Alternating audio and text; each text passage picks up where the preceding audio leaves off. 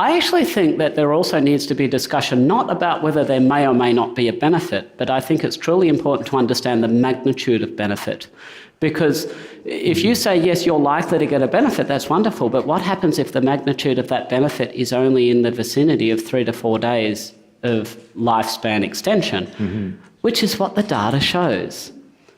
So when we've done a prospective study, when we've looked at all the research, the data that the drug companies deign that us lower beings can have access to, even when we look at that, it's not so important whether or not you might actually have reduced chance of a heart attack. People are taking these drugs because they want better quality of life. They want to live for longer. So the extent of any mortality benefit is significant. And the reality is the benefit, the extent that on average can be expected is 3 to 4 days, the difference being between primary prevention and secondary prevention.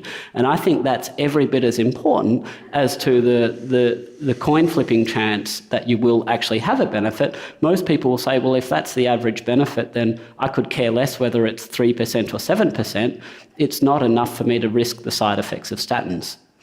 Further to that, I would also like to talk about a paper which I co-authored with Ben Bikman and Dave Diamond a little while back, where we actually went through and we looked at the data from some of the large statin trials. We used their actual data, and within those studies, when we do analysis by triglyceride and HDL levels, you can actually predict which subjects are more likely to derive the benefits, however marginal, to actually derive these benefits of statins. And what it clearly shows is that people with a satisfying, a good triglyceride to HDL ratio are very vanishingly unlikely to ever get any benefit of the statins to begin with. In the real world, a doctor might prescribe 100 patients a drug, and only 60% of them are actually taking the drugs as prescribed. They might have, let's say they're taking a statin, their muscles are too sore, so they might take the statin every second day, or it might cause a bit of memory loss. Maybe they forget to take it every day. But the point is they're not taking the drug as was prescribed.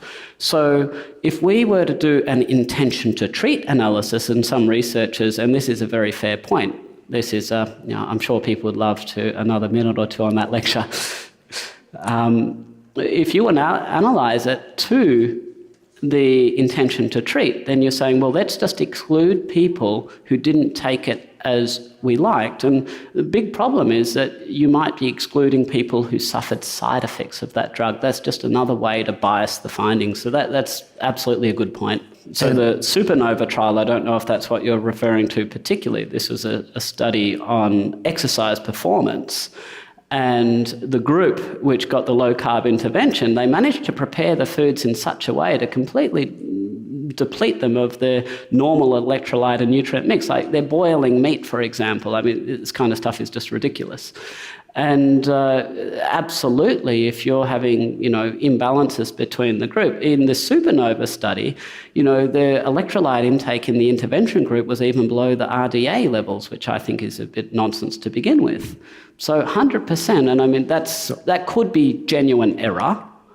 I think out of kindness, I think it's incompetence. They didn't understand what they were doing with the management of low carb. Yeah. But what it inevitably did was cause a high dropout rate in the low carb arm, and then they do an intention to treat analysis, which magnifies the error. And some of those early low carb diet trials found low carb diets weren't good because of those errors. Absolutely fair to say. I think that's an excellent point. Yeah. I mean, So, well, I think you're quite correct. I mean, anybody who's a fan of ChatGPT or anything like that, it's an excellent way to get groupthink, to get the consensus opinion. So if you're studying bespoke topics that are not politically influenced or not in the political sphere, then you can get some brilliant science that you may not have actually been aware of. But if you start going to any topic with a degree of politics about it, then you're just getting groupthink. So Do you know that Google has an arrangement with the World Health Organization? This is true.